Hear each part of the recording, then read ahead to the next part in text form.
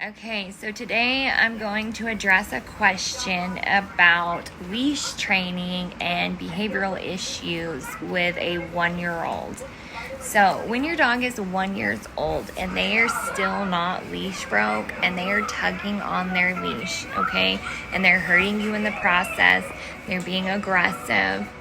First of all, it's gone on way too long for this to be corrected overnight, okay? So patience is always going to be key. Tenderness and care is always going to be key. Spanking does not work. Don't do that. Do not physically discipline your dog when you are upset. That's a big, big no-no. So, what you're going to do is you're going to go back to the very basics of teeny tiny newborn puppies, okay? And the first thing is always going to be scheduling. They need to have complete stability when they are showing any kind of behavioral issues, okay? And it could be many things. So the first thing I suggest is going to the vet. We want to mark out anything it could be. Let's mark it off our list. UTIs, ear infections, eye infections, respiratory infection. It can be anything. And we're not vets, okay? We're animal owners, we're breeders, we're trainers. But if you don't have that medical degree, they need to go see a vet. Mark all that off. And if that is not it, they don't have any medical issues, there's no reason for them to be in pain or to be agitated like that, then we're going to go on to the next step, which is starting over from scratch, scrapping everything you've ever known, and you're going to start over like you have a newborn puppy, and you're going to make a very specific, detailed routine and keep it. These animals, they're like children. They need the consistency.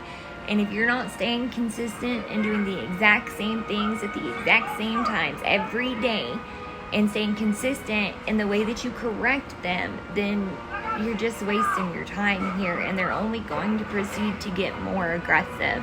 And eventually, they're not only going to hurt you, but you're now putting the general public at risk when you take your dog out, okay? So they have the potential to hurt somebody else.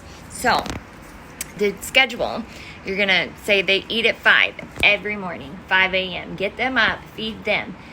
They're going to eat. You're going to take them outside on a leash. You're going to decide which side of you your dog is going to walk on at all times. And you're going to stick to that side. Pick it left or right, okay?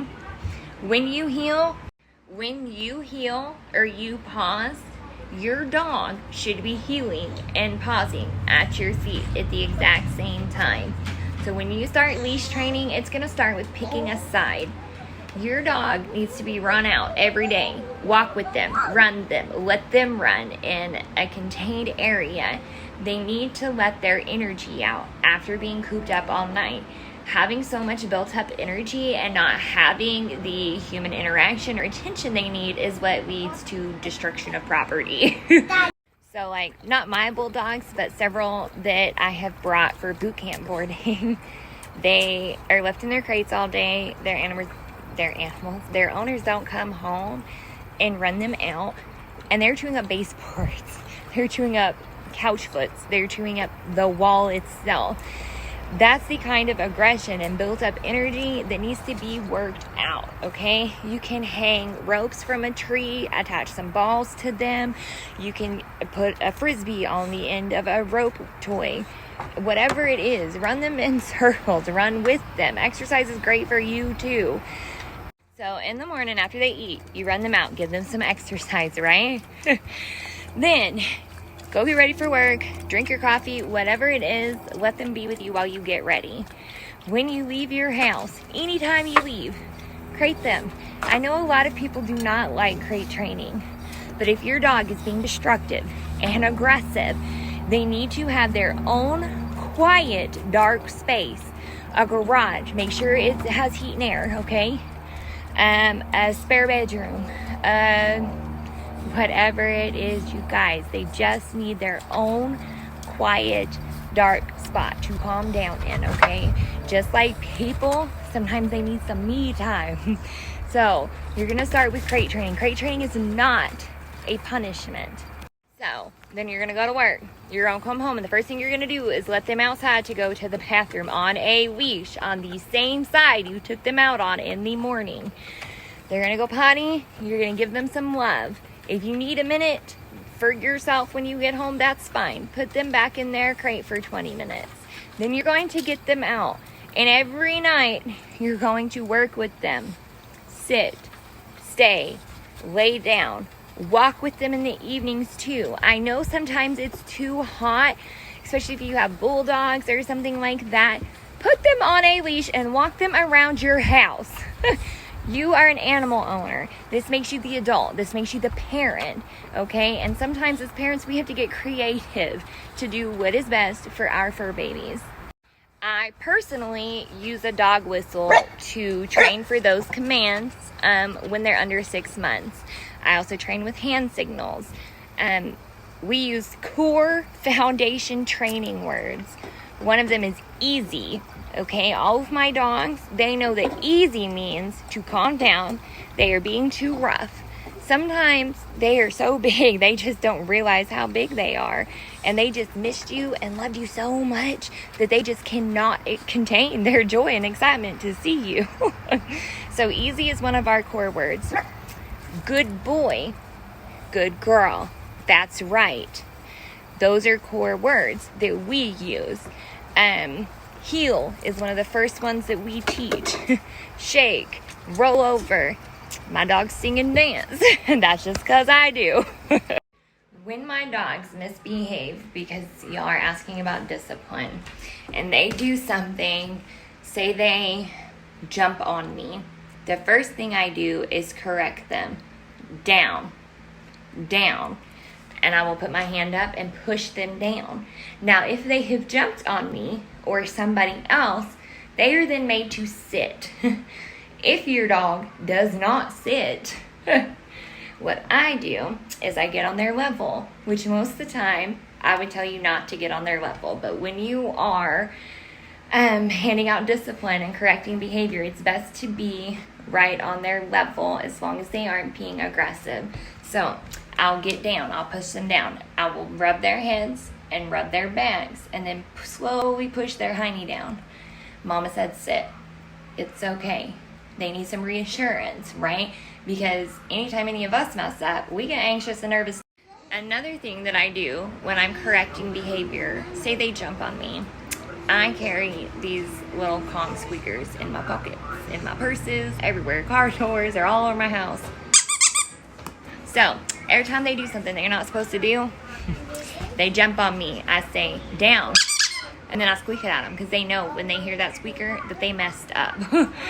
And then as a form of timeout that is, I don't really consider timeout, I make them sit right by me. I make them sit for a minute compared to a month. So if they are 10 months old, they are sitting for 10 minutes. And I make them sit right at my heels. And they have to do that for those 10 consecutive minutes or they are not getting up. Anytime that they look away from me during that time, or they get distracted, or they try to get up, I said sit. Okay? Be firm, but be nice. You don't. So if they're jumping on me, I say down, and I push them down. Okay? It's okay, girl. She got a little scared, you guys. You will notice with Josie, she walks on my right side. She stays right with me. She does look around a little still, but she's doing much better. See that when I stop, she has stopped. Now she hasn't sat yet because I haven't told her to. But now that I've told her to sit, she is sitting, and she's sitting right by me. She's not looking around too much. She's looking right at me to make sure that I don't need anything. She's not pulling me. Now, it's been evident to me that Josie was worked with for quite a long time, probably from the time she could walk, long before I got her. And her previous owner had worked with her quite a bit. Josie's mother was a medical dog as well. Sit. Sit. And now that she didn't sit, I will come down. There. See how she comes down with me? And I make her sit. That's a good girl, Josie. Sit, girl. Sit. Good girl, Joe. And then you saw that I reassured her with a lot of love. With rubs, good girls, right? And they need that. They need that affirmation. I don't reward with treats. I reward with love. That's not to say that they don't get treats, because if y'all watch our page, you know our dogs have their own beds, their own chairs, their own couches, like their own toys, and they have plenty of treats because they are spoiled. Okay, I'm going to let Josie off the leash, and I will show you that she does jump. She jumps a lot, actually. But for her, it's not out of aggression. It's out of excitement. She wants to go with you and be with you, and she missed you so much. So the difference is that every time she comes out with me, she is on a harness and a leash, okay? She knows that I am in control. She is on the same side. She's not moving. See how my leg is tipped back? She knows that I'm stopping with my foot up. You can't see my heel, but the back of my shoe is up, you see? And so she knows I'm healing. Even if they're not meaning to, you now have a dominance issue, okay? They are trying to assert their dominance over you. So, we don't let them on the couches. They have their own chairs. They have their own couches. They sit lower than mine because they are not on my level. They sleep in their crates at night, and they don't sleep with me.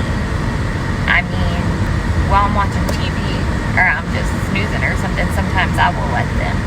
But they sleep in their crate. And if your dog is having these issues, they do not need to sleep with you. They do not need to be on your couch. They do not need to be on your chairs. Once this starts, you're going to have a very hard time breaking them. A very hard time breaking them of these habits. So, again, anytime your dog doesn't do what you tell them to do, sit. For instance, you're going to squat down at their level, reassure them, give them some love, rub down their spines, and slowly put a bit of pressure on their bottom. You're not pushing on their hips, you're not laying on them, you are not forcing them down. You are coaching them and teaching them how to slowly drop each time you tell them to sit. If you tell them to lay down and they don't lay down, you're going to start with sit again. And if they don't sit, you're going to get on their level and have them sit.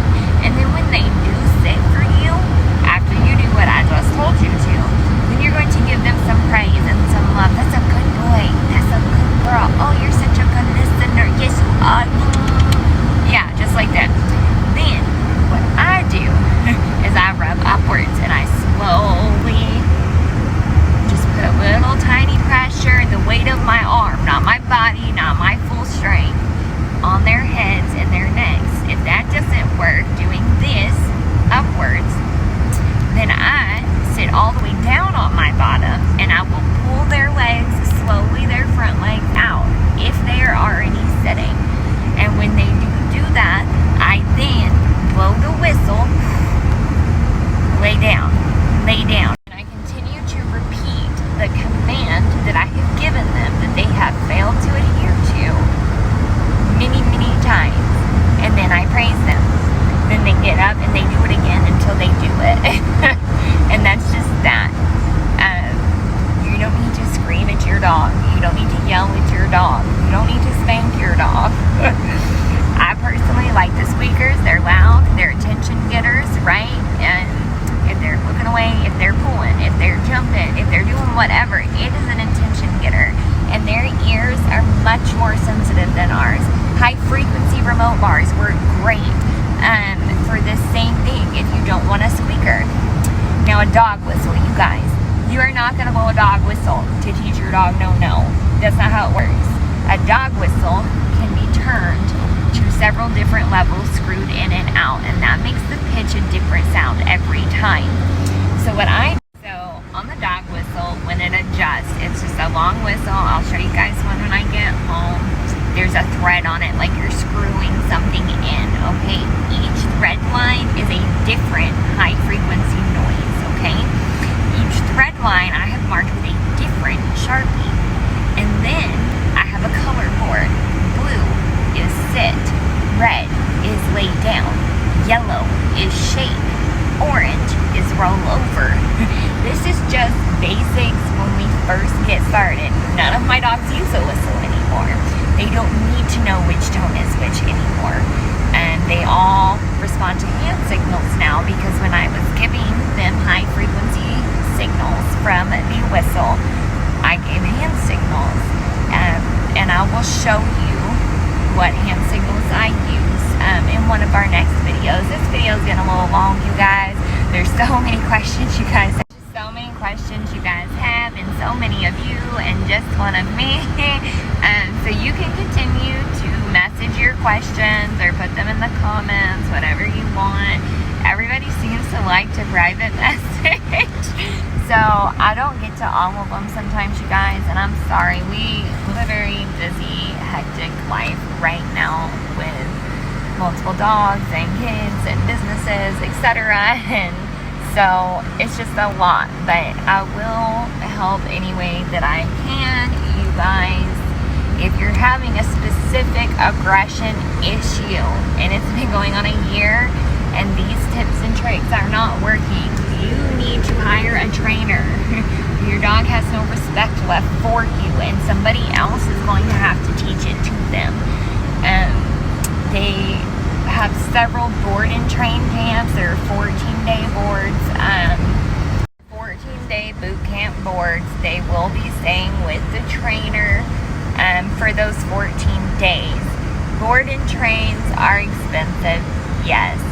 They range from $2,500 to $5,500 depending on the length, the time, and the severity of the behavioral issues, and the time that it's going to take to correct those. It doesn't happen overnight. And you can take your dog to a board and train and they will come home perfect. And if you do not follow that consistent schedule and direction, you're going to get the same disobedient, disrespectful dog that you had before you sent them and waste all your money. So, pets are forever. They're a lot of responsibility, just like kids, okay? And they need a lot. So, I'll address a few more things in the next video, you guys. I gotta go. I gotta get dinner going. My dogs are hungry. My kids are hungry. And I just got home from work and I'm walking in, so